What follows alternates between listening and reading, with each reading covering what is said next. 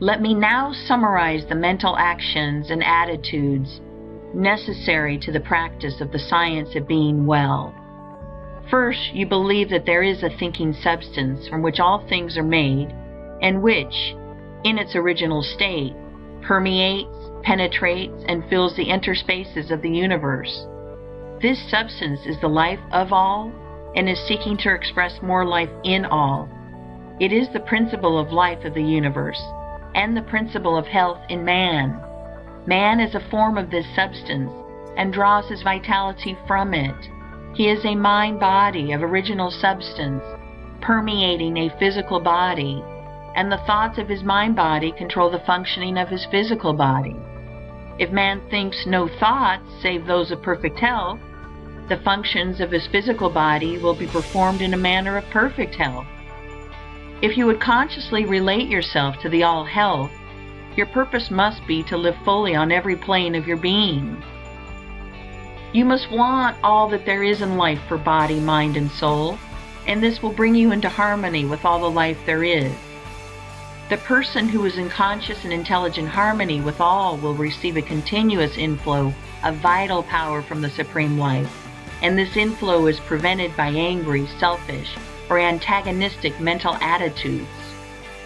If you are against any part, you have severed relations with all. You will receive life, but only instinctively and automatically, not intelligently and purposefully. You can see that if you are mentally antagonistic to any part, you cannot be in complete harmony with the whole. Therefore, as Jesus directed, be reconciled to everybody and everything before you offer worship. Want for everybody all that you want for yourself. The reader is recommended to read what we have said in a former work concerning the competitive mind and the creative mind. It is very doubtful whether one who has lost health can completely regain it so long as he remains in the competitive mind. Being on the creative or goodwill plane in mind, the next step is to form a conception of yourself as in perfect health, and to hold no thoughts which are not in full harmony with this conception. Have faith that if you think only thoughts of health, you will establish in your physical body the functioning of health, and use your will to determine that you will think only thoughts of health. Never think of yourself as sick or as likely to be sick. Never think of sickness in connection with yourself at all. And as far as may be, shut out of your mind all thoughts of sickness in connection with others. Surround yourself as much as possible with the things which suggest the ideas of strength and health. Have faith in health and accept health as an actual present fact in your life. Claim health as a blessing bestowed upon you by the Supreme Life, and be deeply grateful at all times. Claim the blessing by faith. Know that it is yours, and never admit a contrary thought to your mind. Use your willpower to withhold your attention from every appearance of disease in yourself and others. Do not study disease, think about it, nor speak of it. At all times, when the thought of disease is thrust upon you, move forward into the mental position of prayerful gratitude for your perfect health. The mental actions necessary to being well may now be summed up in a single sentence. Form a conception of yourself in perfect health, and think only those thoughts which are in harmony with that conception. That, with faith and gratitude and the purpose to really live, covers all the requirements.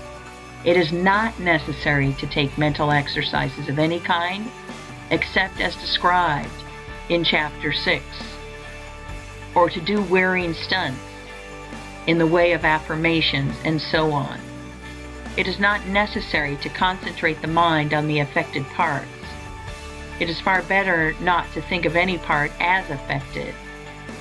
It is not necessary to treat yourself by autosuggestion or to have others treat you in any way whatever.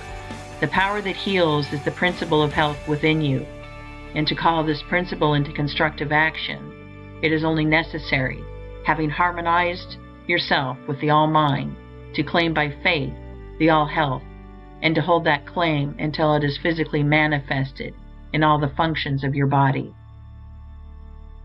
In order to hold this mental attitude of faith, gratitude, and health, however, your external acts must be only those of health. You cannot long hold the internal attitude of a well person if you continue to perform the external acts of a sick person. It is essential not only that your every thought should be a thought of health, but that your every act should be an act of health performed in a healthy manner. If you will make every thought a thought of health and every conscious act an act of health, it must infallibly follow that every internal and unconscious function shall come to be healthy. For all the power of life is being continually exerted toward health. We shall next consider how you make every act an act of health.